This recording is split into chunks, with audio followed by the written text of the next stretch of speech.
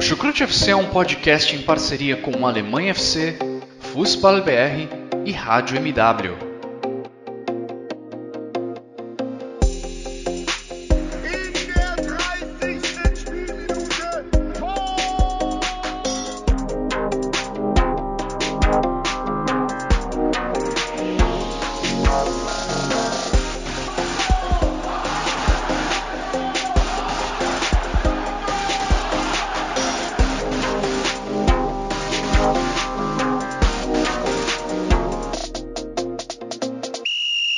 Sejam muito bem-vindas, sejam muito bem-vindos, fãs da Bundesliga. O meu nome é Guilherme Ferreira e eu recebo vocês para mais uma edição do Chucrute FC, edição em que vamos resumir o que de mais importante aconteceu ao longo da terceira rodada do Campeonato Alemão. Já temos um líder isolado na tabela, ele se chama, é claro, Bayern de Munique, o único time com 100% de aproveitamento na competição até aqui. 3 jogos, 3 vitórias, um ataque avassalador com 15 gols marcados, apenas um gol sofrido. E para me ajudar a repassar o que de mais importante aconteceu ao longo dessa rodada de Bundesliga, eu recebo virtualmente o meu xará, Guilherme Monteiro. Tudo bem por aí, xará? Seja muito bem-vindo a mais uma edição do Chucrute. Olá, xará. É bom estar de volta novamente aqui falar um pouco agora de futebol alemão, né? O final de semana, pessoalmente, enquanto torcedor, não foi dos mais agradáveis, não foram bons resultados, mas a Bundesliga continua agradável até certo ponto, porque tirando a liderança e o futebol que o Bayern apresenta aí, a divisão desse futebol para o resto, é assustadora a diferença.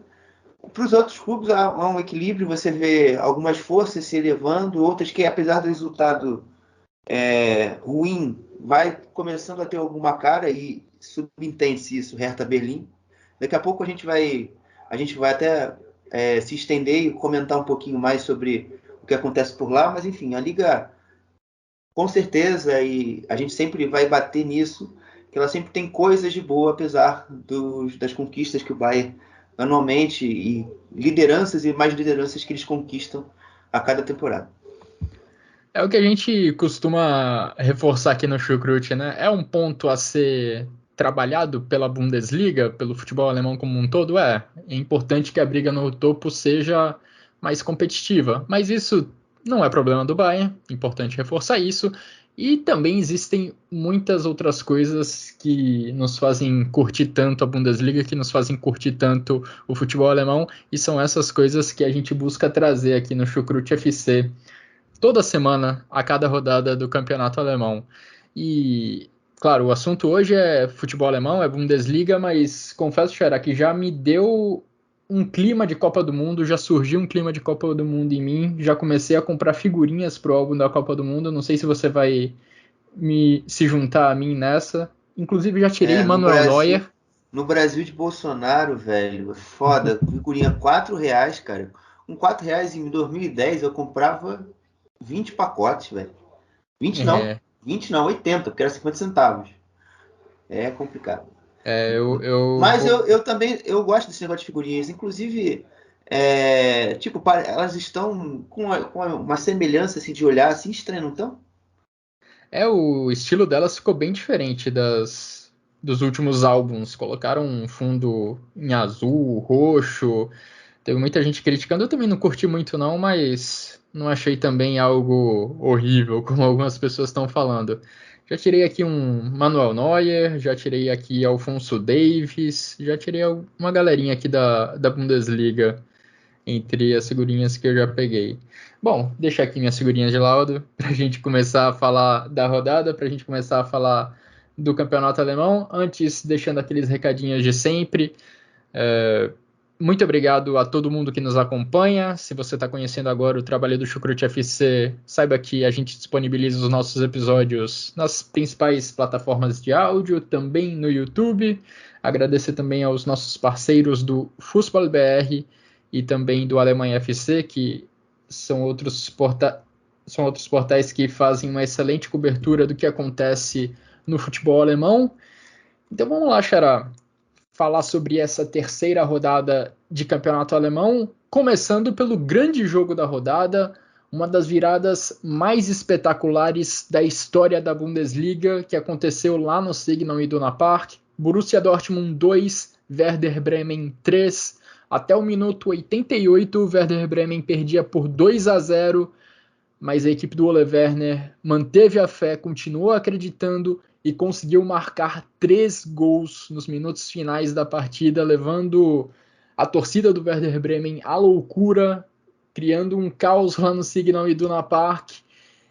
E o Werder Bremen, Xará, a gente não pode dizer que essa virada aconteceu por acaso, porque se a gente olhar com frieza os 90 minutos, foi a equipe que jogou melhor, foi a equipe que menos merecia sair de campo com a derrota. Você vê também dessa forma a virada histórica, a virada épica do Werder Bremen? Com certeza, isso aí eu nem escuto. Ô, Xará, depois você olha o seu WhatsApp, porque eu mandei um vídeo vergonha alheia meu, porque depois do 2-0, eu confesso que eu abri um bom vinho, que Que tava isso. frio. Aqui estava frio para burro, ainda continua. E eu já estava sacaneando o Werder Bremen. E aí depois o resto é história, né? Ainda bem que você Mas não publica no no Twitter, eu Twitter, acho. exatamente. Não, eu não publiquei isso porque primeiro iam ver que eu ia cobrir o jogo do Arsenal em sequência mais ou menos avariado. Então, pô, eu não podia dar mole. Mas enfim, falando agora de forma séria, o Werder Bremen, eu acho que, assim, tentando falar o jogo de trás para frente, da defesa para o ataque. Cara, assim, foi muito bem feita. Eu gostei bastante da ideia que o Oliver Werner fez para criar a superioridade no no campo defensivo desde trás até o ataque. Porque desde a saída de bola, o Werder Bremen às vezes juntava 5, 6 jogadores para fazer essa saída de bola e ganhar campo. E com campo aberto, muita velocidade pelo lado com o Weiser e com o Bittencourt, sempre com o Dux e o Füllkrug se procurando muito em campo, sempre um trocando de posição e um servindo de atração para o zagueiro do Dortmund deixar o espaço e o outro finalizar. Então esse entrosamento ofensivo também foi muito bem feito. Mas assim, o que é vital realmente é como o Werder Bremen se organizou. Ele se organizou da seguinte forma, já citando inclusive, com o Piper aberto, quase como se fosse um lateral. No outro lado, o Weiser a mesma coisa, com o Gross e o Stager atrás da primeira pressão do Dortmund, que era Reus e Modeste. Então, com os dois zagueiros, o Velikovic e o Friedel, com Pavlenka, já fazendo a superioridade numérica, pegando a bola, acionando esse lado, e com muita velocidade, como eu já descrevi, chegando no Bittencourt, o Bittencourt acelerando e chegando ao ataque. Então isso aí para mim foi o ponto crucial, enquanto o Bremen, até o minuto 76, que é quando sai o 2-0 do Dortmund, ele faz com excelência. E obviamente cria muitas oportunidades. Eu confesso que não lembro agora aqui os minutos das oportunidades em si, mas essa foi a base que o Bremen utilizou ofensivamente para conseguir chegar à vitória. E defensivamente foi uma equipe que, em alguns momentos, demonstrou uma certa descompactação, mas contou com uma última linha muito bem nos cortes, né? Amos Piper, para mim, é um dos melhores zagueiros da rodada. Soube muito bem cortar a bola do Reus, do Binoy Gittens, quando conduzia em velocidade. E essa recuperação de bola já gerava um novo contra-ataque para o Werder Bremen. Quando a equipe estava mais organizada no campo, sem tanto caos, no sentido de o Dortmund ter um contra-ataque, conseguir se posicionar em 5-3-2, forçar novamente erros no ataque do Dortmund, recuperava e acelerava a bola, e acelerava o jogo. Então, foi perfeito, de fato, a estratégia. E o mais louco disso tudo é que, apesar desses bons atributos que o Bremen teve em organização, em velocidade no jogo de transição, o gol saiu no momento de maior caos e no pior momento que o Werder Bremen estava no jogo. O Werder Bremen foi para o abafa, né? O Oliver Werner promoveu 3 mexidas no fim do jogo, o Gruev, Buchanan e o Burke. E curiosamente, Burke e Buchanan fizeram gols. O Schmidt também entrou e fez um gol. Então, também teve uma pitada de sorte, naqueles cruzamentos, nos ataques rápidos que o Bremen teve e, obviamente, chegou à virada num momento de desconcentração e, obviamente, um acerto de contas do futebol com o Werder Bremen. Porque, como você já descreveu, eles mereceram a vitória do minuto 0 ao minuto 97, que eu acho que o jogo foi. Sem dúvidas. Eu acho que você foi preciso nessa sua análise de como o Werder Bremen trabalhou bem para conseguir chegar ao ataque e provocar uma situação, diria até, muito inusitada, porque é muito raro a gente ver o Borussia Dortmund encolhido na defesa e apostando em contra-ataques da forma como aconteceu nesse sábado contra o Werder Bremen. A gente costuma ver o Borussia Dortmund lá no Signal Iduna Park como uma equipe que tenta se impor, que tenta ocupar o campo de ataque e que quando sofre é porque o adversário está contra-atacando bem, é o adversário que está fazendo boas transições. E não o contrário, não é o Borussia Dortmund quem tem essa arma à disposição. O Werder Bremen fez um trabalho muito bom para meio que inverter os papéis, para fazer o Borussia Dortmund parecer que estava jogando fora de casa ou com uma equipe extremamente superior. É o Bayern de Munique quem costuma impor esse tipo de cenário lá no Signal Iduna Park, em algumas partidas entre Bayern e Borussia Dortmund. E foi realmente impressionante como o Werder Bremen conseguiu se impor, mesmo jogando fora de casa. O Werder Bremen, nos 2 primeiros jogos da Bundesliga somados, teve 15 finalizações e só nesse sábado contra o Borussia Dortmund ele teve 14, para a gente ter uma noção de como o desempenho ofensivo foi relevante da equipe do Werder Bremen. O Borussia Dortmund abriu o placar nos acréscimos do primeiro tempo com o Julian Brandt, ampliou com o Rafael Guerreiro ali aos 77 minutos de jogo, 2 chutes de fora da área e que de certa forma até traduzem um pouco como o Borussia Dortmund não conseguia também criar oportunidades de gol quando tinha a bola nos pés. Poucas vezes o Dortmund entrou na área adversária, conseguiu criar uma chance de real perigo. O Modeste mais uma vez teve uma atuação extremamente discreta e os 2 gols do Borussia Dortmund, como eu falei, saíram na felicidade de chutes de longa distância. Julian Brandt e Rafael Guerreiro conseguiram marcar. E um pouquinho de falha do Pavlenka também, né? O segundo jogou, principalmente o Pavlenka deu uma falhada. Uma colaborada, né? Dava para ter feito coisa melhor. E aí, já na reta final do jogo, o Buchanan fez o 2-1, Niklas Schmid empatou o jogo e o Oliver Burke fez o terceiro gol, o gol da virada épica do Werder Bremen. O Oliver Burke, que já tinha feito um gol nos acréscimos do jogo contra o Stuttgart na segunda rodada, gol que empatou o placar contra o Stuttgart, agora foi o responsável por virar o jogo contra o Borussia Dortmund. Xará, Borussia Dortmund, falando um pouco do lado derrotado agora, teve uma atuação constrangedora, eu diria. Foi bem abaixo do que pode produzir essa equipe. O próprio Edin Terzic acabou reconhecendo isso após a partida. Não poderia deixar de ser, não tinha como não reconhecer a atuação ruim do Borussia Dortmund. Queria te ouvir também sobre a atuação dos donos da casa e também, claro, se você quiser acrescentar algo sobre o Werder Bremen, fique à vontade. Não, sobre o Werder Bremen eu já falei tudo que eu tinha que falar. Sobre o Dortmund, cara, o início do jogo, lá pelos primeiros 13 minutos, deu a impressão que o jogo ia ser de uma forma diferente, né? O Dortmund estava conseguindo trabalhar a bola rápido, conseguiu sair com a bola, um problema que eu já tinha citado no podcast passado no jogo contra o Freiburg, e minimamente conseguia criar chances, o que estava até, de certa forma, me animando, ver. Mas acho que realmente mais conseguia chegar ao ataque do que criar chances realmente de perigo, né? É exatamente isso, você explicou melhor.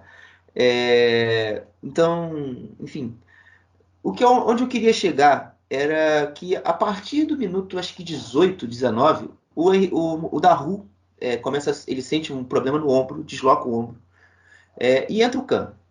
E é chover no molhado que o Kahn não ajuda, não agrega ao jogo do Dortmund. E muitas das pressões do Werder Bremen foram em cima do Kahn. O Kahn, eu consegui contar, porque eu me dei esse trabalho. Em 20 minutos em campo, 30 do primeiro tempo que ele ficou em campo, de 15 a 45, ele conseguiu, nesse tempo todo, fazer 5 faltas. Ele conseguiu perder a bola 3 vezes e gerar contra-ataque em 2 chances. E ainda falhou numa cabeçada do Stag no minuto 20, numa cobrança de falta da direita. Bicho, me explica como você com Salihamidzic no banco, você conseguiu colocar esse indivíduo. Mas enfim, eu não entendo, entre aspas, entendo o que o Terzic quis fazer, tentar dar mais combate no meio campo, mais falta, parar mais o jogo. Mas com a bola você vê que não tem condições, né? Assim que o Werder Bremen, era só um jogador do Werder Bremen subir, tentar se correr para pegar a bola. Ele já se afobava e perdia a bola de volta. Então é um jogador que o Dortmund não pode contar, gente. Isso aqui a gente não fala isso de hoje, ontem e de anteontem. A gente fala de sempre.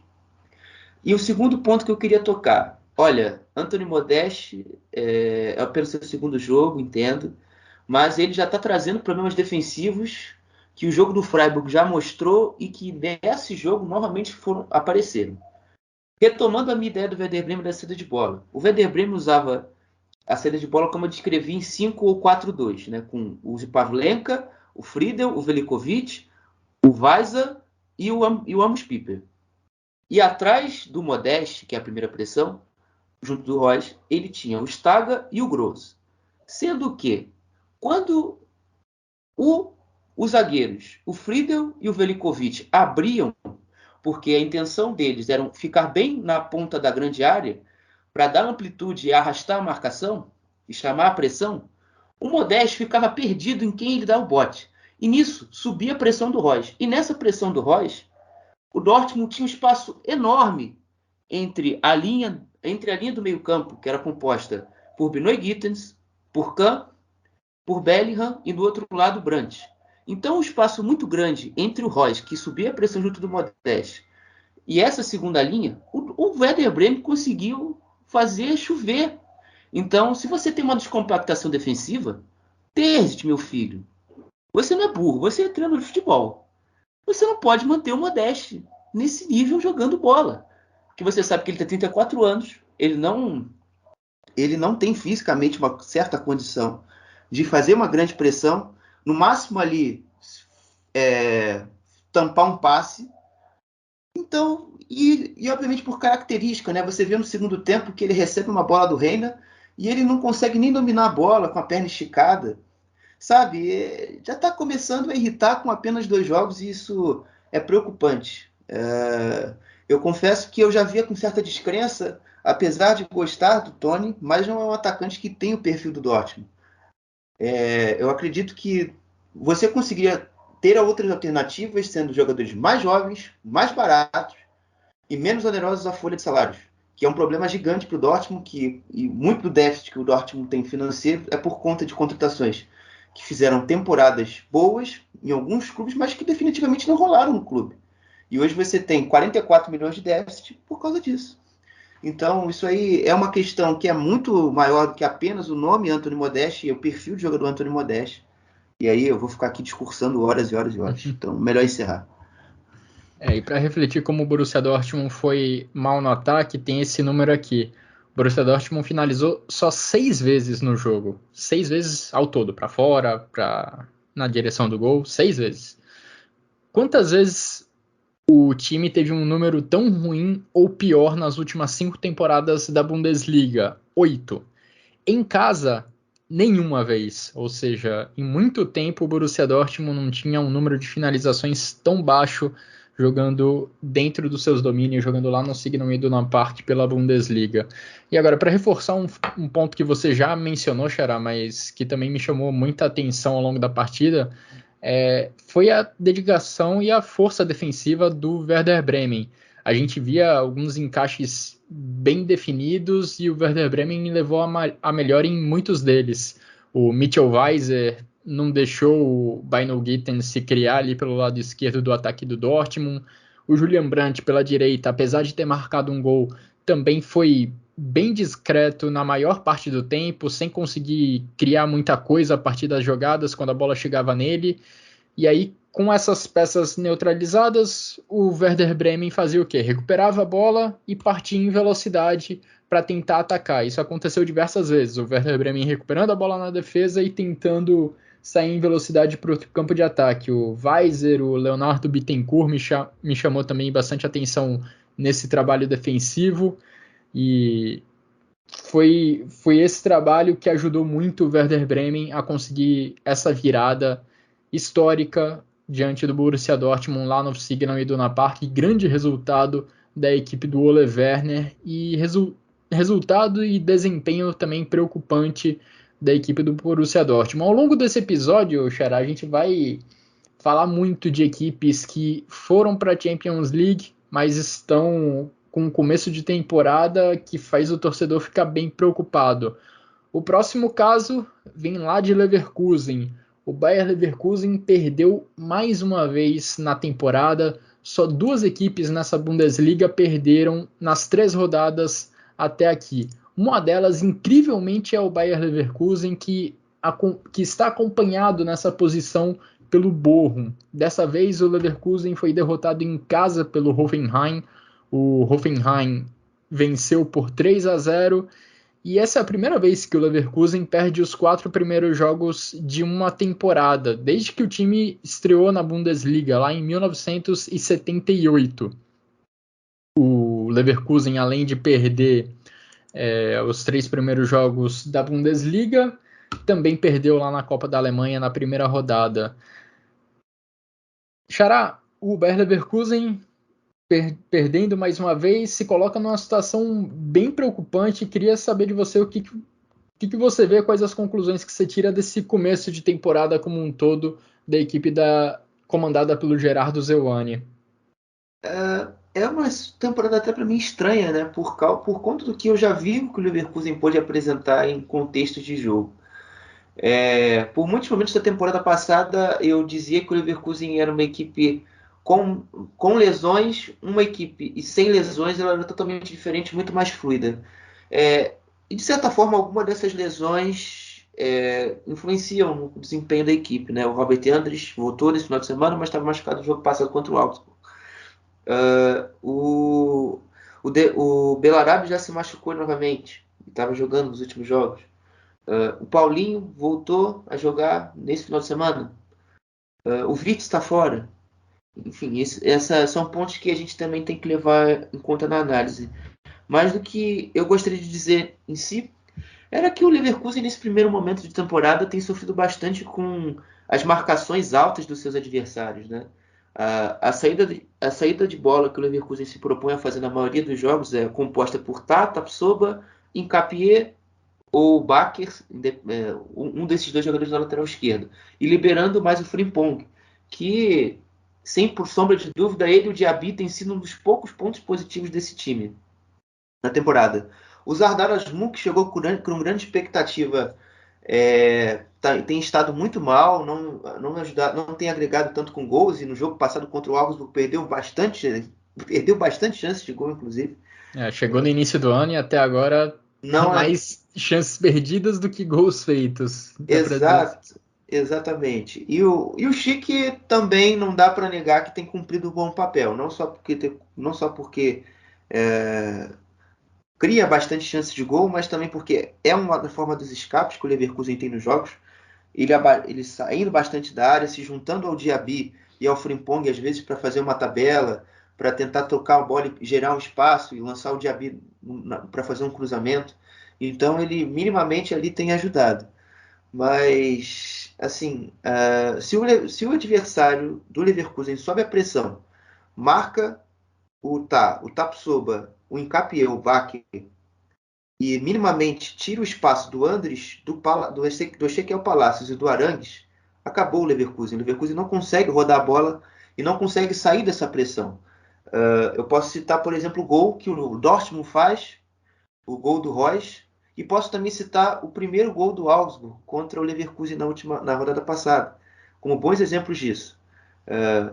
O Leverkusen sobe a pressão, o Augsburg recupera a bola com o Respecai, toca poucos toques e até que o Jensen faz o gol.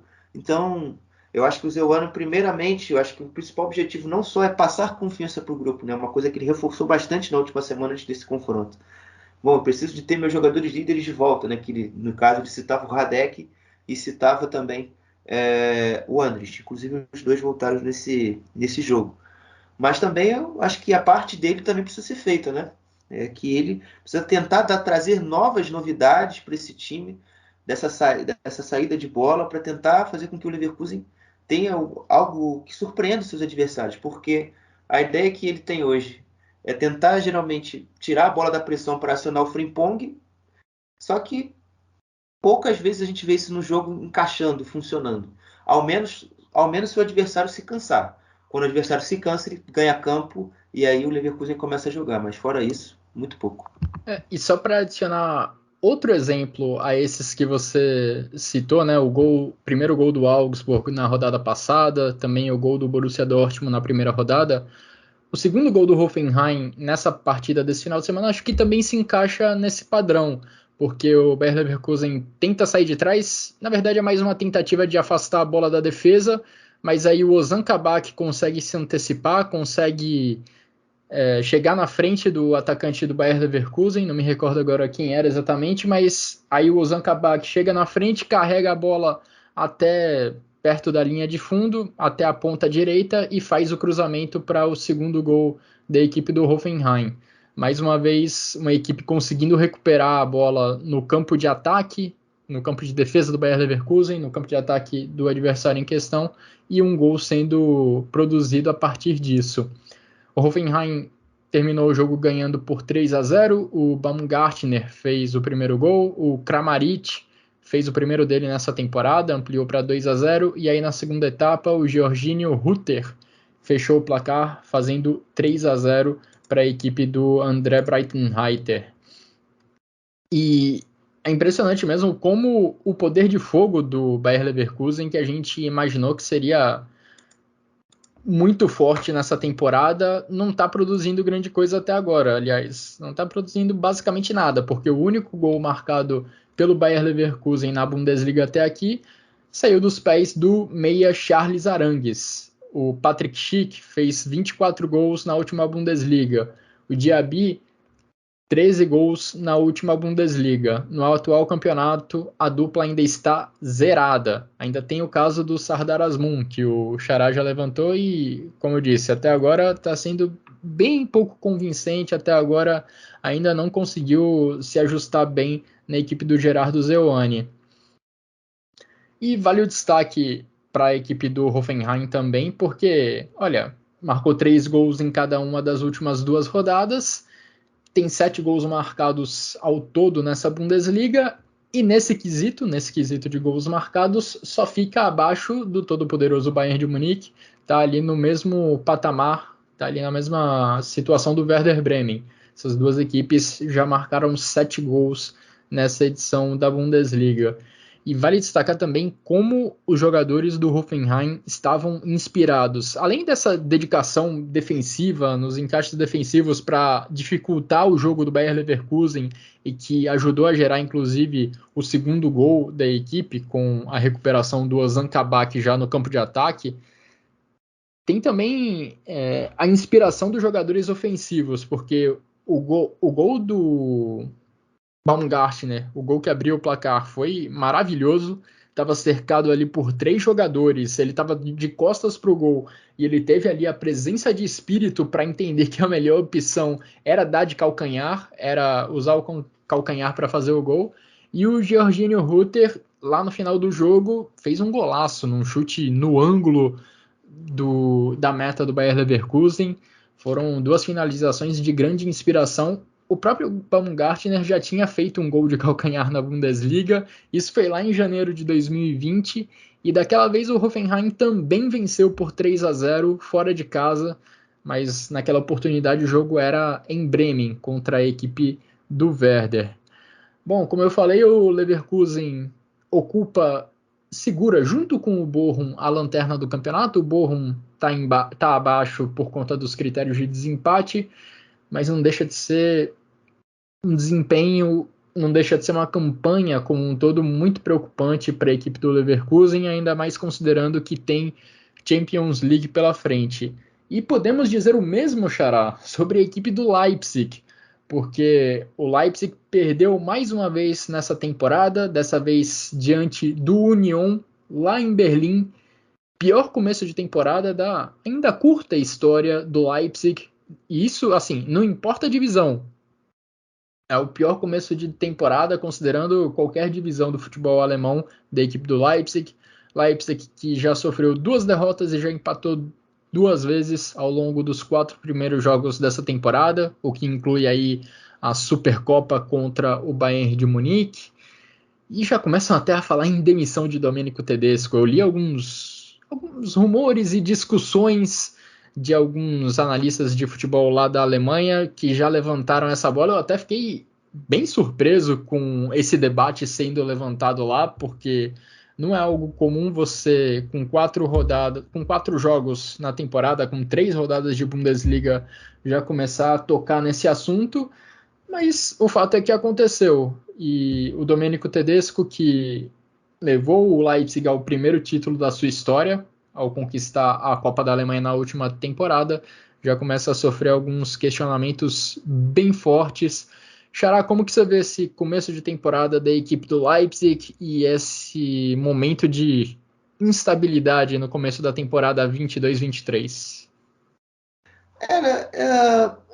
É muito estranho também, como disse do Leverkusen, é porque, obviamente, como o desempenho está tão descolado do que a gente está acostumado, a gente acaba se impressionando de forma negativa com esses clubes, né? Uh, pelo que eu tenho observado dos jogos gerais do Leipzig, é uma equipe que tem ali alguma dificuldade para sair de trás, assim como você tem do Leverkusen. Tenta sempre chamar muito o seu adversário para o seu campo, mas não consegue sair de trás a partir dessa estratégia. E um dos pontos que eu acho que o Tedesco poderia explorar mais, até porque ele está bem nesse começo de temporada, é o André Silva. O atacante português, que inclusive tem até uma curiosidade, a namorada de André Silva, no jogo que eu cobri da DFB Pokal, a final da Supercopa entre Leipzig e Bayern, ela simplesmente curtiu um tweet que eu falei elogiando seu namorado. Que isso? Então, muito obrigado. Eu esqueci o nome dela agora. Eu sei que é um nome bonito até. E a moça também é bem bonita. Mas enfim, não tenho menor condições de chifrar o André Silva, até porque por motivos bem óbvios, né? Mas tirando essa A parte, audiência é qualificada no seu Twitter, Xará. A pô, com audiência é certeza, qualificadíssima. com certeza. Enfim, falando do campo e bola, o André Silva ele tá conseguindo fisicamente encher o saco dos defensores, dos seus adversários, tem conseguido prender a bola, tem conseguido atrair mais essa marcação e gerar o espaço que o Leipzig precisa para ter campo.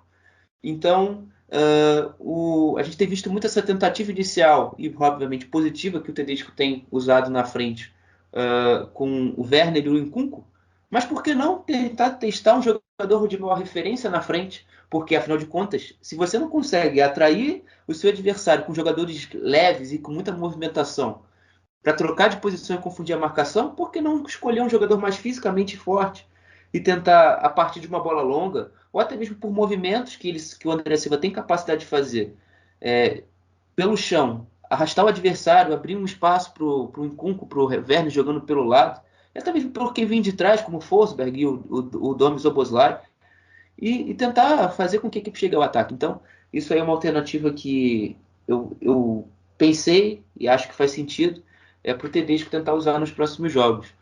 E outro ponto também. Questão é que, só para complementar, o Tedesco tem várias opções ofensivas, né, no elenco, e acho que isso acaba dificultando bastante as escolhas dele. A gente viu na rodada passada ele já tentando colocar vários jogadores ofensivos no time titular ao mesmo tempo. Nessa rodada contra o Union Berlim ele deu uma recuada, colocando só em Nkunku, Dani Olmo e Timo Werner, não colocou, por exemplo, o Szoboszlai ali no meio campo, nem o Novoa na ala direita.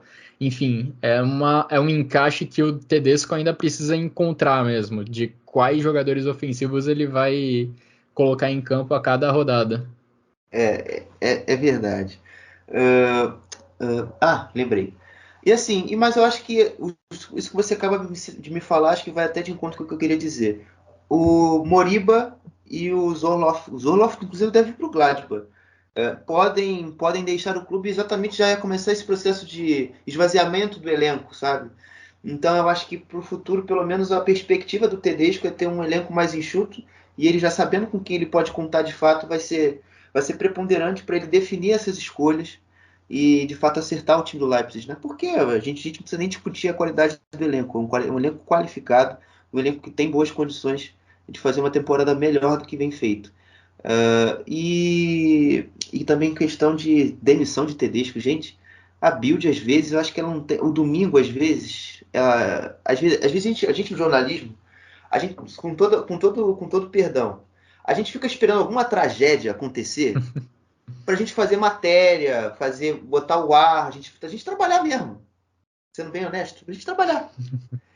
E acho que eles plantaram essa aí, velho, vamos tentar enganar esses caras aí com uma demissão do Tedesco, sabe? Cara, nada a ver, velho.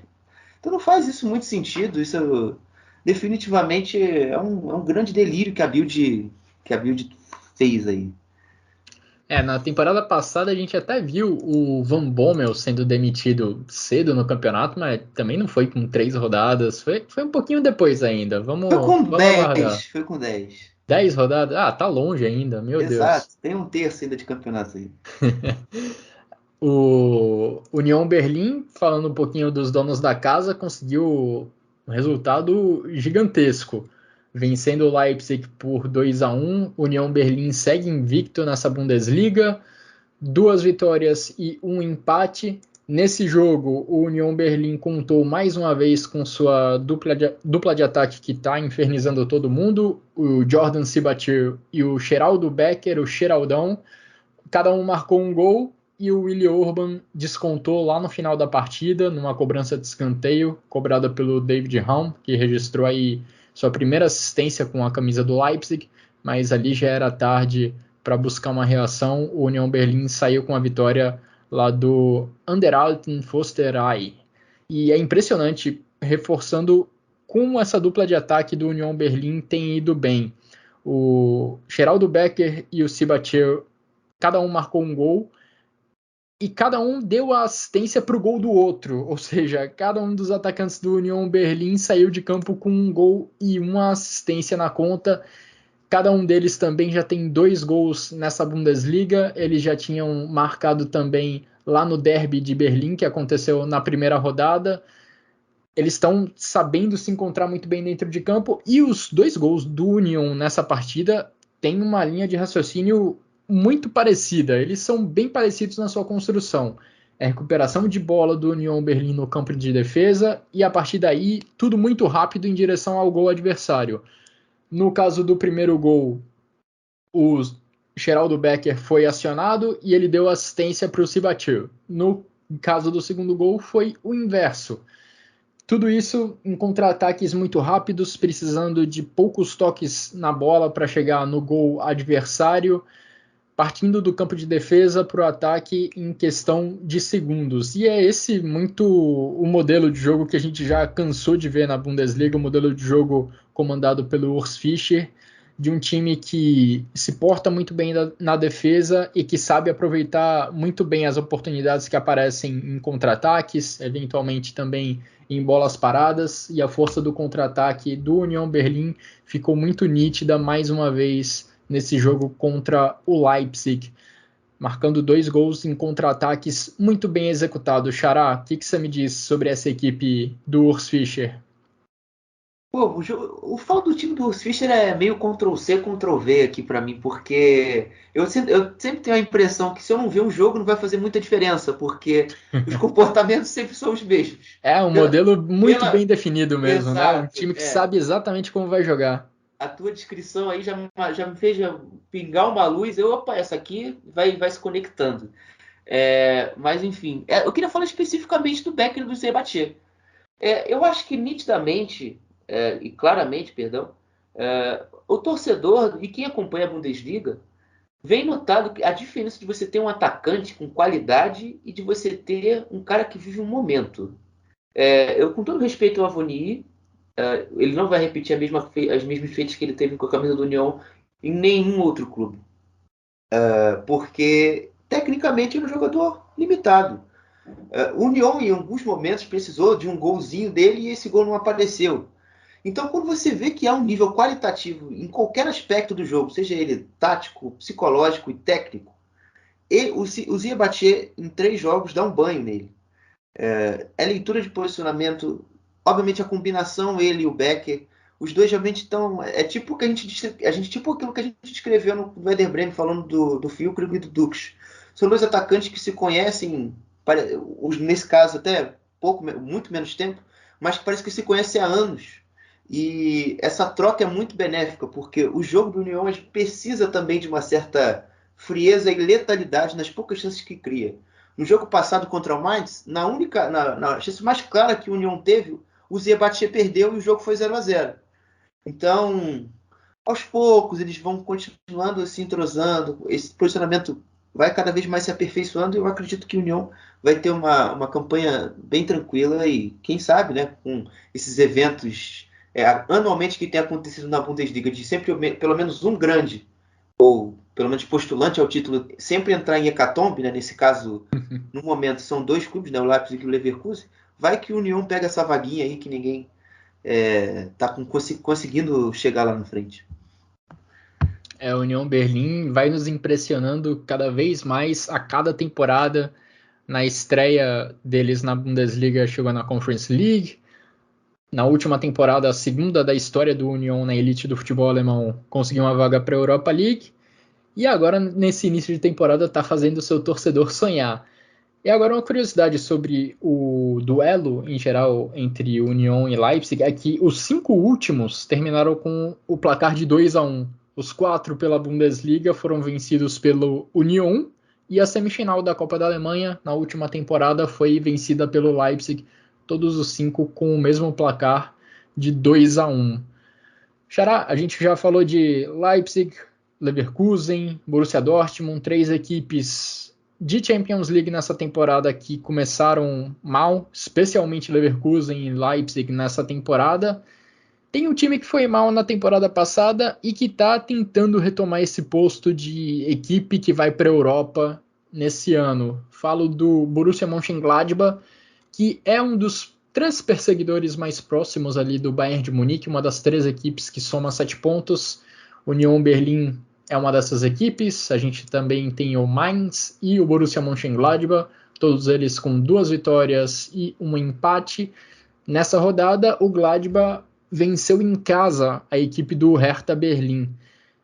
O Gladbach, que mais uma vez jogou muito mais que o adversário no campo de ataque, foi a 3ª rodada e a 3ª vez que o time do Daniel Fark tem mais de 60% da posse de bola no jogo, só que dessa vez o Gladbach acabou sofrendo bem mais no campo defensivo, um time que mostrou algumas vulnerabilidades a contra-ataques e que, mesmo jogando com um jogador a mais durante boa parte do segundo tempo, não saiu de campo com mais do que um 1-0 com um gol de pênalti que foi marcado pelo Alassane Plea. O Gladbach ainda teve um segundo pênalti marcado a seu favor no segundo tempo, um pênalti que levou à expulsão do Uremovic, mas o Jonas Hoffmann acabou desperdiçando a cobrança. Geral, o que você me diz desse começo promissor da equipe do Gladbach, que contou aí com essa vitória dura e difícil contra o Hertha Berlim? O Gladbach tem uma condição assim de futebol assim apresentado também não muito fácil. Da gente olhar e bater assim e crer que algo vai ficar além. O Gladbach, para mim, obviamente, a gente só tem 3 jogos. A gente de fato tem que pesar isso. Mas aquilo que está posto, parece que o Gladbach ainda precisa de muito mais coisas e isso atende também questões de mercado, de janela. Mas, falando do que temos visto, mesmo problemas do jogo do Schalke apresentaram-se e dessa vez até com certo, de forma piorada, né? Ficou ainda mais claro. E principalmente da parte ofensiva, né? A saída de bola com Koitakura, Elvedi, Joe Scali e Rams Bessebaini, Kramer e o Neuhaus no Kone, perdão, não é no Kone, Não tem funcionado, não tem fluído. O Gladbach circula bastante a bola, como obviamente o Fark quer, mas ainda falta uma certa velocidade nessa troca, barra conseguir encontrar e acionar o entrelinhas, ou seja, o espaço atrás as costas da linha do adversário com mais tranquilidade. Acionar esse jogador do Thuram, em outros momentos o Neuhaus e em outros momentos o Hoffmann e em outro momento também o Player. E toda vez que o Gladbach consegue, vai lá a marcação e consegue conter. Então, enfim, falta um pouco mais de fluidez. E dentro desse contexto, eu acredito que há um erro de, obviamente, a questão do mercado influencia nisso, porque a gente tem visto o Koitakura jogar como um zagueiro, que ele faz ali, ok, ele é um bom zagueiro, consegue se recuperar muito bem de lances, às vezes que ele dá um certo mole, mas o Gladbach perde em qualidade de saída, perde nessa dinâmica que eu cito do meio campo. E acredito que, por exemplo, com a chegada do Weigl, que estava sendo comentado aí pela mídia portuguesa, ele possa, entre aspas, ajudar o Koh, porque o Koh passa a jogar no meio campo, e aí o Kramer provavelmente volta ao banco, e aí o Gladbach fica com uma excelente opção de médios, né? Você tem o Manu Koné, tem o Neuhaus, tem o Weigl e tem o Koitakura. Então, acredito que isso vai ajudar todo mundo nesse sistema. E o segundo ponto é a questão do Neuhaus. O Neuhaus jogando colado demais à última linha não é a condição ideal para que ele desenvolva o seu melhor futebol. O nosso querido Ivan Gabriel, semana passada, já disse um pouco disso, falando que ele prefere, e eu também concordo com isso, que o Neuhaus veja o jogo de frente para ele assim distribuir o passe e fazer com que o time do Gladbach corra e ande no campo.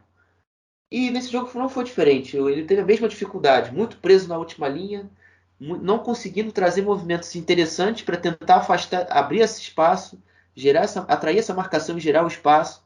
Então foi um Gladbach que apostou muito pontualmente ali numa bola invertida de lado, onde inclusive sai o lance do pênalti, veio uma bola rápida se eu não me engano foi do Elvedi, ele encontra o Scali que tabela com o Hoffmann, ou encontra logo o Hoffmann de cara, e vem o cruzamento, o Mittelstadt bota o mãozão dele e comete o pênalti. Então, sabe, essa combinação de depender do acaso para criar uma grande chance não é uma coisa que eu gosto de descrever aqui quando eu venho falar aqui no programa. Talvez falte um pouco mais de entrosamento, um pouco mais de tempo de trabalho, o Daniel Fark consiga alinhar melhor as coisas. Pode prosseguir. Não, com certeza. E do ponto de vista defensivo, também não há grandes pontos. O Plea e o Hoffmann também deixaram muitos espaços a Ramos Bensebaini e a Joe Scali. Eles estavam com muita dificuldade de marcar. O Hoff não deu o suporte necessário, o Laço também, a esses dois, e o Ejuk e o Luque Bacchio estavam brincando em cima desses dois laterais em jogadas de drible, de velocidade, de finalizações, né? Teve um momento do jogo que o Hertha Berlim tinha 12 finalizações e 5 eram no gol do Zoma, quase 50%, isso é um número até alto para os padrões do Hertha Berlim nos últimos anos. Então, tem muitos problemas aí que o Daniel Fark tem que corrigir, e eu espero que até o jogo do Bayern ele corrija isso, até porque eu quero ver um Gladbach e Bayern na próxima semana com alguma chance de acontecer algo que é o quê? O Gladbach ganhar um jogo, né? Mas, pelo visto, eu acho que o Bayern vai meter uma pimba aí no Gladbach, porque as coisas estão difíceis. O Gladbach já mostrou com o Daniel Fark que tem esse estilo de tentar se impor na partida, tentar controlar o jogo através da troca de passes. Vamos ver se isso vai ser possível diante do Bayern de Munique, do Julian Nagelsmann, que tem atropelado os seus adversários nesse começo de temporada.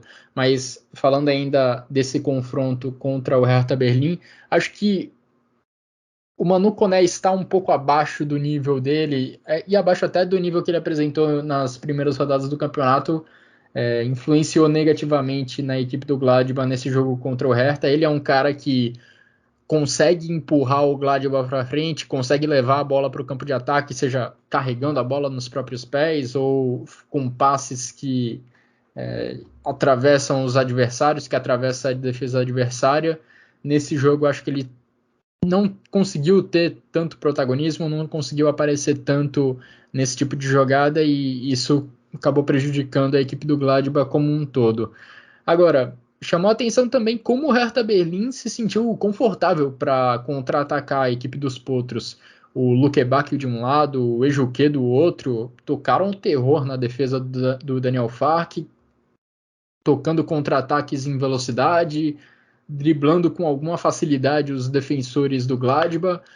Por muito pouco, o Hertha não encontrou um gol em uma escapada de um desses dois jogadores, que realmente assustaram bastante o Jan Sommer lá atrás. Acabaram não conseguindo finalizações tão boas, mas levaram um perigo em várias oportunidades. Agora, o Hertha Berlim, ele acabou perdendo esse jogo muito por conta dos tiros que ele deu no próprio pé, porque é inacreditável em um único jogo você ter uma equipe marcando pênaltis tão infantis, 2 pênaltis, né, tão infantis. O primeiro deles do Mittelstadt, que foi cortar um cruzamento e levantou o bração, a bola pegou no braço e obviamente ali foi marcado o pênalti que foi convertido pelo Plea, e no segundo tempo o Removic resolveu dar outro pênalti de graça numa disputa de bola pelo alto em que ele não tinha nada que colocar o braço ali no meio da disputa, ele levantou o braço, a bola bateu na mão dele, marcado outro pênalti, e nesse caso, apesar do Hoffmann não ter aproveitado a cobrança, a penalidade acabou resultando no segundo cartão amarelo do Removic, que matou qualquer chance de reação do Hertha. O Hertha, a partir dali, não conseguiu mais criar muito, já não tinha mais muita força para contra-atacar, e a vitória acabou ficando mesmo com a equipe do Borussia Mönchengladbach. De qualquer forma, fica essa lição para o Hertha, que se não tivesse atirado tanto nos próprios pés, poderia ter saído com um resultado melhor lá do Borussia Park. Quer completar, Xará? Quero sim. Sobre o Hertha Berlim, eu escrevi no meu Twitter, antes da Bundesliga começar, que eu gostaria, entre aspas, o Hertha precisa, de um efeito Baumgart. Foi assim que eu descrevi, né? Assim como o Stefan Baumgart no Colônia, eu vi alguma semelhança entre Sandro Schwarz e o treinador dos Bodes. Embora os resultados ainda não tenham sido conquistados, eu já vejo um DNA de um Hertha Berlim muito mais agradável e muito mais positivo para o futuro do que eu já vi há pelo menos 3 anos atrás. Eu acho que isso já é uma coisa positiva para um time que você não tinha muita expectativa e que você não tinha, às vezes, muita luz no que poderia ajudar o Hertha Berlim a vencer as partidas. Hoje, a gente sabe que o Hertha Berlim vai estar escalado com o Ollie Christensen, o Mittelstadt na lateral esquerda, o Kempf e o Removic, o John Ken pela lateral direita. O nosso meio campo tem Sunic, tem Tuzar, tem Zerda, nas alas tem o Luke Bacchio, e Ejuke, na frente tem o Kanga. Então, esse conjunto desse 11 se baseia, obviamente, na defesa, né, porque é um ponto forte do Sandro Schwarz. E nessa organização, eu tenho visto, acho que o Hertha Berlim é uma das equipes mais compactas que a gente já tem nessa temporada. Uma equipe muito próxima, e essa proximidade do setor defensivo fez com que o Hertha tivesse muito, muito controle das partidas. Você não via uma bola entrando assim no seu meio, uma bola diretamente no meio campo, já chegando no atacante do adversário. E nesse jogo não foi diferente. Thuram não teve muito trabalho, não recebeu muitas bolas. Até um jogador que, nesse início, no meu ponto de vista, é o ponto fraco dessa equipe, que é o Sunic, ele foi proativo com a bola. Um dos contra-ataques que o Luke Bacchio perdeu no minuto 30 foi um lançamento do Sunic. Então, para você ver como até aqueles jogadores que são medianos estão já se integrando e pode até produzir alguma coisa positiva no sistema. E ofensivamente, lentamente a gente já está conseguindo ver alguma coisa, né? O Kanga veio substituindo o Zelko, que jogou a primeira rodada, mas está ainda, obviamente, se adaptando à Bundesliga, conhecendo melhor o estilo de zagueiro defender. No segundo tempo contra o Frankfurt, ele já fez um jogo bem melhor. No jogo passado, esse jogo fez um primeiro tempo bem ok, mas ainda sofreu um pouco com o Itakura e com o Elvedi na pressão. Mas aos poucos ele conhecendo e ganhando confiança, eu acredito que vai ser um nome útil para o Hertha Berlim na sequência da temporada. Pode chegar a fazer bastante gols. Eu acredito nele. Não acho que seja um atacante bizonho. Mas é claro, né, o Hertha Berlim precisa ter maior qualidade das finalizações. Né? No jogo passado contra o Frankfurt também foi um caminhão de gols perdidos. O jogo poderia ter sido facilmente 3-2, 4-1 para o Hertha Berlim, ou até mesmo 4-2, 4-3, mas o Hertha Berlim sairia vencedor. Porque dos 90 minutos que a gente viu, o Hertha Berlim foi melhor. E nesse jogo também. Eu não consigo achar o Gladbach superior ao Hertha Berlim. Se o jogo fosse 2-1 Hertha Berlim, 3-1 não seria nenhuma injustiça. O Hertha Berlim tem jogado bem, e eu acredito que o jogo que vem contra o Dortmund é uma grande chance. Pelo que se você retornar esse podcast, escutar aquilo tudo que eu falei do Dortmund, é o jogo perfeito que o Hertha Berlim tem à disposição. Embora tenha problemas na defesa nesse jogo, né? O Removic está suspenso, Linus Gister está machucado, Torunariga, Alderete e Boyatá são defensores que saíram do clube. Torunariga vai jogar no Ghent da Bélgica, Alderete vai jogar no Getafe da Espanha e o Boyatá também saiu para a Bélgica. Boyatá que teve a saída anunciada hoje, inclusive. Sim, é verdade. Então, a zaga do Hertha Berlim vai estar bem modificada para a sequência. Inclusive, o Bobic já disse que vai trazer um zagueiro. Embora ele tenha para o próximo jogo disponível Martin Dardai e o Mark Oliver Kempf, que jogou. Então, esse aí até uma informação legal para a gente dar aí para o jogo de final de semana. É importante que o Hertha consiga começar a somar pontos, né, para que esse desempenho dentro de campo, essa melhora consiga ser refletida na tabela também, porque senão, se ficar ali embaixo na lama da zona de rebaixamento, a situação pode se complicar com o passar das rodadas. Bom, já passamos por Gladbach e Hertha, Union e Leipzig, Leverkusen, Hoffenheim, Dortmund e Bremen. Temos ainda outros 5 jogos para comentar dessa rodada da Bundesliga. Lá no sábado a gente teve o jogo entre Augsburg e Mainz. O Mainz venceu por 2-1. Vitória decidida no final do jogo. Gol marcado nos acréscimos do segundo tempo pelo Lee. Até aquele momento o jogo estava empatado em 1-1. Onizil tinha aberto o placar no primeiro tempo. Demirovic empatou coisa de 4 minutos depois. O Augsburg tinha vencido os últimos 6 jogos em casa contra o Mainz, incluindo um pela Copa da Alemanha, e acabou sendo derrotado nessa oportunidade. No segundo tempo, o Aaron Martin chegou a desperdiçar um pênalti para a equipe do Mainz, e aí tem uma curiosidade bem legal, porque o Mainz tinha convertido as últimas 36 cobranças de pênalti que tinha batido na Bundesliga. E nesse sábado a sequência foi quebrada, a maior sequência da história da Bundesliga. O Aaron Martin foi o responsável por ser parado pelo Gikiewicz, que já tinha feito um bom trabalho pelo Augsburg na rodada passada contra o Bayer Leverkusen e voltou a trabalhar bem agora diante do Mainz. A gente também teve a vitória do Freiburg diante do Stuttgart por 1-0. Vincenzo Grifo marcou mais uma vez, marcou o gol aos 11 minutos de jogo. O Stuttgart não conseguiu reagir e acabou sendo derrotado em casa. Também tivemos Wolfsburg 0, Schalke também 0. Jogo que teve uma cobrança de pênalti bem inusitada, porque o Terode bateu o pênalti, a cobrança foi defendida pelo Coen Castells, o juiz mandou a cobrança voltar e o Terode mais uma vez teve o chute defendido pelo Castells. Impressionante a zica do Simon Terode na primeira divisão. Já são 3 rodadas e ele ainda não conseguiu balançar as redes pelo Schalke. Também tivemos, já no domingo, o empate entre Eintracht Frankfurt e Colônia. O Daichi Kamada abriu o placar já no segundo tempo. O Tillman empatou um pouco depois. E fica mais uma nota de preocupação para um time que disputa a Champions League, que vai representar a Bundesliga lá na Champions League. Se a gente pega a Eintracht Frankfurt, Bayer Leverkusen e Leipzig, que são 3 dos 5 representantes da Alemanha na Champions League, nenhum deles conseguiu uma vitória nessa Bundesliga em 3 rodadas disputadas. Impressionante esse momento. E se a gente pegar o Borussia Dortmund, que venceu as 2 primeiras rodadas, a situação, claro, é mais tranquila, mas o Borussia Dortmund também não consegue convencer muito.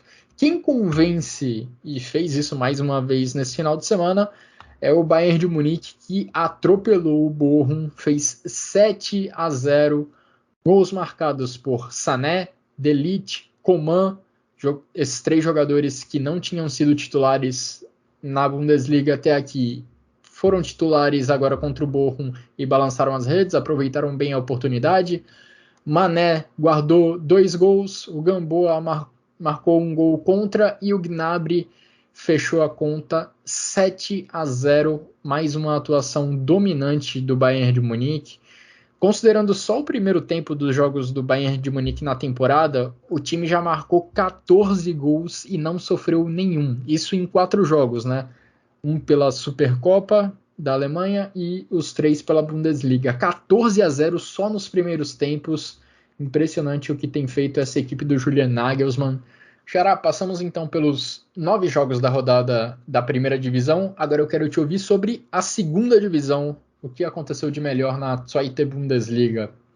Essa semana que passou nossa última edição para essa semana agora, aconteceu muitas coisas loucas e eu falo em específico do Arminia Bielefeld e do Hamburgo. Os clubes amigos, começando pelo Bielefeld. O Bielefeld, assim que a gente colocou esse episódio no ar, demitiu o Uli Forte. Parece que acho que a minha reclamação aqui, chamando ele de aventureiro suíço, acho que deu certo lá, os caras me escutaram. Aí demitiram ele e trouxeram Daniel Scherning, um treinador que é muito desconhecido no cenário do futebol da Bundesliga e da segunda divisão. Ele tem carreira no Arminia Bielefeld, treinou a equipe sub-23, mas estava comandando o Osnabrück na terceira divisão. E ele tem uma declaração polêmica nos tempos de Osnabrück, porque ele se declarou torcedor não, mas assim, um fã do Paderborn, que é outro clube da região e é o rival do Bielefeld. Então ele se envolveu uma polêmica desnecessária no jogo, nessa rodada antes do jogo do Arminia Bielefeld, que acabou em 1-1 contra o Heidenheim.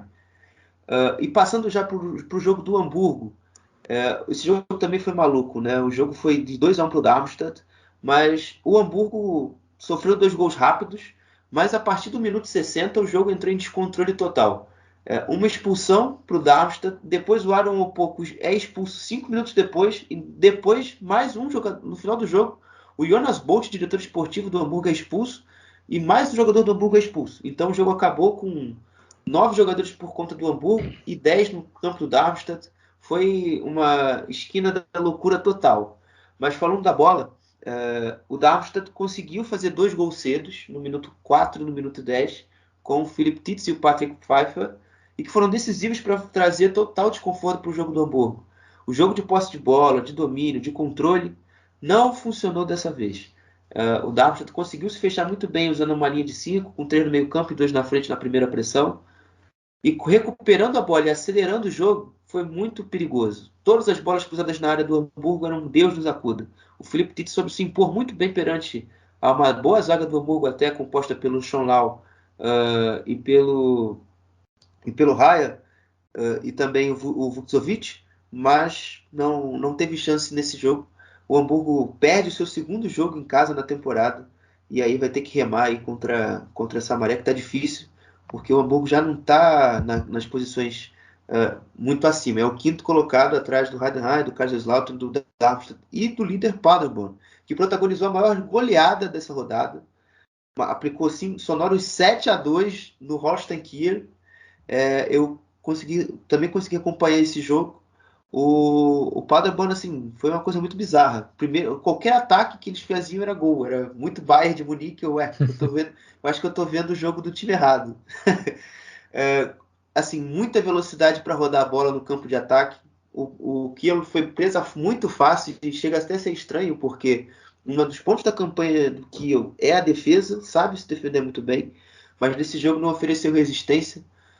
Muitos gols bonitos saíram. Felix Plata marcou 2 gols, Obermeier também fez gol, o Justvan fez um gol, o Dennis Ribeiro também fez um, enfim, foi realmente um show do Paderborn contra o Holstein Kiel. E a equipe visitante descontou com o Julian Korb e o Volkswagen Bis, que foram os gols do Holstein Kiel. E só passando agora os outros jogos da rodada e fechar esse comentário. O Nuremberg venceu o Sandhausen por 2-1. O Jan Regensburg também tomou uma sonora goleada para o Karlsruhe por 6-0. O Eintracht Braunschweig conseguiu marcar seus primeiros gols na Bundesliga e marcou seu primeiro ponto da temporada, empatando com o Fortuna Düsseldorf em 2-2. O Greuther Fürth perdeu o jogo contra o Kaiserslautern por 3-1 dentro de casa, uma campanha horrorosa do Greuther Fürth, que não sequer venceu na competição até agora. E para fechar no Politik Derby, por que não? Porque foi um jogo entre Hansa Rostock, de uma cultura totalmente da direita, contra o São Paulo, uma equipe totalmente progressista. O Hansa levou a melhor sobre a equipe de Hamburgo, marcando 2-0 e vencendo a partida. Maravilha, Xará. Passando também um pouquinho pelo futebol alemão feminino, a Frauen-Bundesliga só começa lá pelo meio de setembro, só no dia 16, jogo entre Eintracht Frankfurt e Bayern de Munique, mas a gente já tem bola rolando na Champions League feminina e já tem time alemão caindo na competição. O próprio Eintracht Frankfurt tinha que passar por 3 adversários para chegar na fase de grupos da Champions League feminina. Venceu o Fortuna Joachim da Dinamarca por 2-0, só que na sequência, nesse domingo, foi derrotado pelo Ajax por 2-1. Gol da derrota, o segundo gol do Ajax marcado já no finalzinho do jogo, nos minutos finais. Então o Eintracht Frankfurt fica pelo caminho. E o Bayern de Munique, outro envolvido no jogo de abertura da Frauen-Bundesliga, já está diretamente na terceira fase da Champions League feminina. O Bayern de Munique só precisa passar por um mata-mata, por um confronto para chegar na fase de grupos. O Wolfsburg já está na fase de grupos, já está garantido lá. É uma das únicas 4 equipes que estão garantidas na fase de grupos. As outras 2 equipes vão ser definidas no mata-mata final e o Bayern de Munique vai fazer parte dessa rodada. Bom, para a gente fechar essa edição do Chucrute FC, Xará, quero te ouvir sobre os 3 destaques individuais da rodada e sobre o golaço do final de semana. O meu golaço vou escolher do Daichi Kamada, do Eintracht Frankfurt, 1-0. E os melhores da rodada são Leonardo Bittencourt, Ole Christensen, do Hertha Berlim, e Jordan Ziabache, do Union Berlim. Meus votos de destaques da rodada vão para 2 jogadores do Bayern de Munique, Sané e Coman. E também vou dar um voto para premiar, digamos assim, essa virada espetacular do Werder Bremen, mas também pela atuação dele, que foi muito boa, do Mitchell Weiser, que foi inclusive o autor da assistência do gol da virada. Foi o gol da virada, se não me engano, ou o gol de empate. Enfim, foi o autor de um dos gols, da assistência para um dos gols da equipe do Werder Bremen. Gol da rodada, fiquei bem em dúvida. Tivemos algumas boas opções nesse final de semana.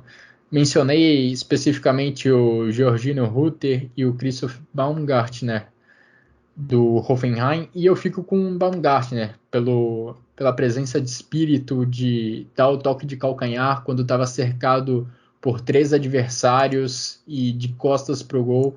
Meu voto vai para ele, para o Christoph Baumgartner. E só para esclarecer, o Mitchell Weiser deu assistência para o terceiro gol do Werder Bremen, para o gol da virada. Bom, e assim a gente chega ao final de mais uma edição do Chucrute FC. Muito obrigado, Xará, pela participação e pelos brilhantes comentários, como de costume. Muito obrigado também a todo mundo que nos acompanhou até aqui. Grande abraço a todos e até a próxima.